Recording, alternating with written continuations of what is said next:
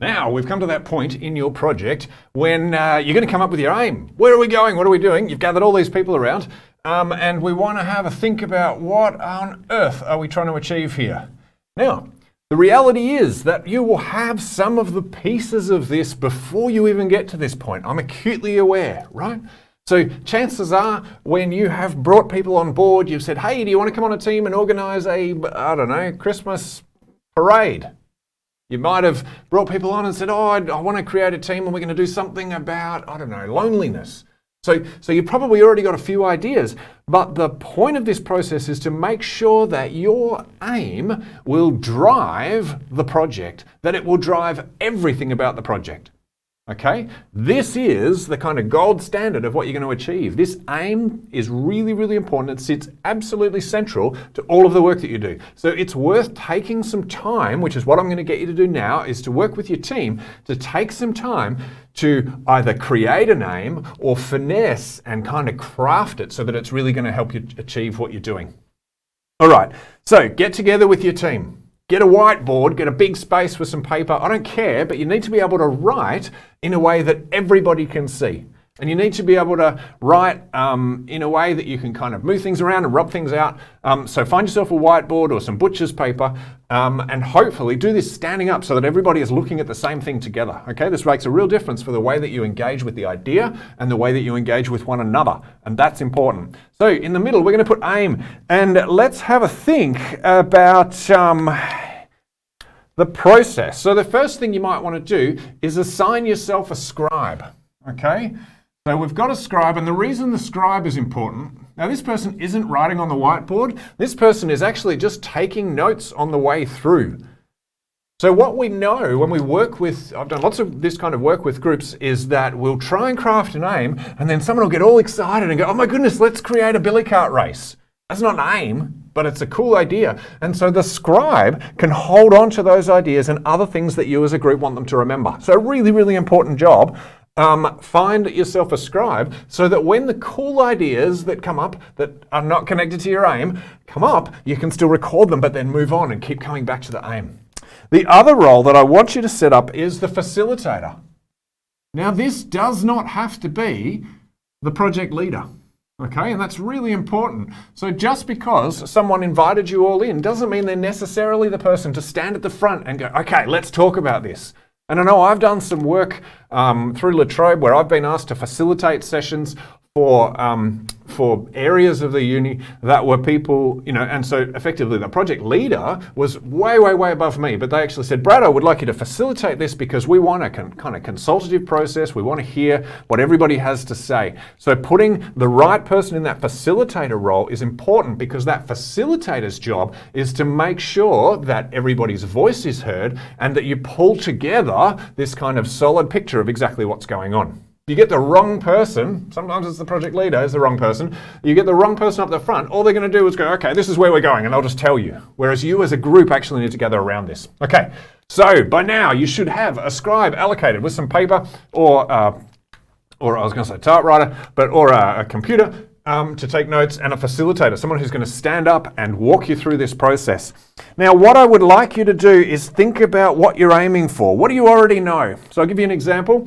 Let's say that I'm the project lead and I wanted to do something about social isolation. Right? Okay, so I gathered you and I said, look, we've got an issue with people being isolated. So we know that. We're going to do something about social isolation. This is kind of one of the constraints.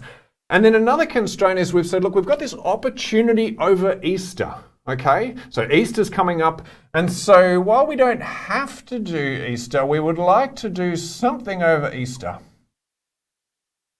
that would reduce social isolation.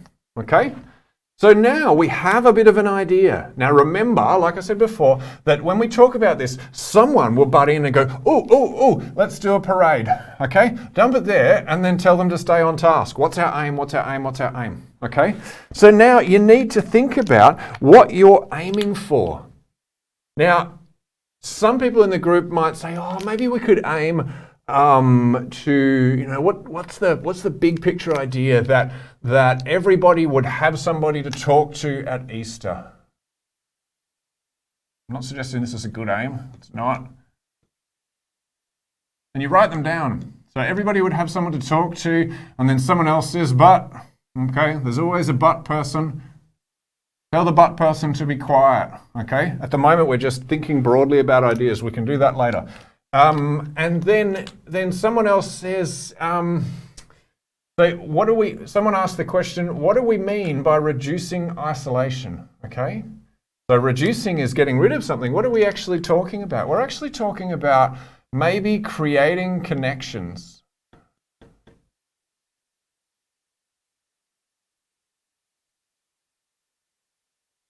And then someone else pipes up and asks the question for who, and this is really important. Okay? And then we have a discussion about that, about who has an issue with social isolation, and perhaps we're also thinking about the organisation that we're working in. And then we go, okay, well, maybe the social isolation is the elderly. And someone else says, and this is why it's a discussion, and we keep mapping these things out, someone else says, okay, the elderly, but not all of the elderly are lonely, particularly not at Easter. So maybe it's a certain group of lonely elderly people. Okay? And then we talk about this idea of disconnected. Okay, you can go on forever, but we're trying to get an idea. So you can see already we're starting to craft this, and I'll be honest, I'm making this story up as I go. So we had this broad idea about social isolation, something about somebody to talk to, creating connections, and so we're starting to think about who. Now our aim is to create something at Easter. And then we have a chat about, are we talking about an event, a one-off event, or are we talking about a program of things, or are we talking about some kind of process? And maybe the people in the group go, oh, maybe we could create an event that would reduce social isolation. So it's not to say that this is the only way to reduce social isolation, but it's about saying, okay, what are we aiming for? And so then we say, okay, we're going to create an event that increases, so let's not worry about reducing, that increases connections for the elderly and lonely, okay? Now, this process of crafting, we can get more and more specific. We don't have to set goals at this point. It's just about what does this big picture thing look like, right? So we're going, what are we aiming for? Now, we're thinking about what's the story that we want to tell afterwards. Now, if we tell a story that says we ran an event at Easter and it created opportunity, it created connections between a bunch, we don't have to be specific at this point, that's goals, a bunch of elderly people who reported that they were previously lonely. Now that's kind of cool, right? So it's kind of interesting, it's a good outcome. And so you craft a sentence that captures this broad aim. Now I've used this example, you can actually come up with a better example than this, with a better real life scenario than this.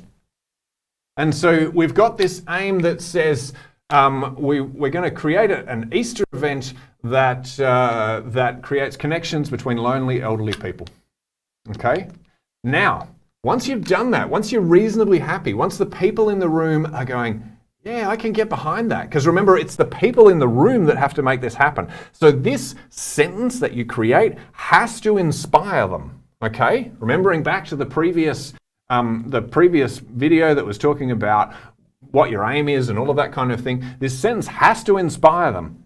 And so what we're doing is you're going to ask a few questions. Okay, so is it complete? This should be a revision for you. Is it complete? Okay, is this idea complete? If I talk about an event, is that a thing? Okay, is it one thing? Is it something that I can get my head around? Is it complex enough? There is no point you saying that our aim as a group is to create lunch for Betsy down the road, because you can do that on your own. You don't need a team to do it. Is it significant? Okay, is this actually going to make a difference? Are there opportunities to learn? Okay, is this going to stretch us because it's in learning that we actually have a lot of fun, right? And finally, is there enough autonomy? So does this project allow the project leader to say, this is where we're going to go. We want to create an event that creates connection between elderly people. How do you think we're going to get there? Okay? So it's really important to have that autonomy so that everybody can get excited about their bit, right? So people need to get excited about it in order to achieve these kind of high-level objectives. Now, if you have a project that fulfills these objectives, what you will find is that your teamwork becomes easier because it's clear. You know exactly what you're going to end up with. You're going to end up with an Easter event where elderly, lonely people stop being lonely, where they start making connections with one another. The fact that it's complex means that you're going to have to work together, that it's actually really beneficial for you to work with that person who's really different from you, and that's really important. It is significant because connecting people is incredibly significant. There is learning involved because it's stretching enough. And there's autonomy. So I can go away and go, oh, I've got this great idea about how we can use food to connect elderly people together. Okay? So making sure that your aim fulfills these objectives is a really important part of developing an effective team, but more importantly, a really effective part of changing the world a little bit. So spend some time. It's a really good one to have afternoon tea over and chat about. Come up with something that every single person in the room goes, I can get behind this, I can put some effort in, and you will change the world a little bit.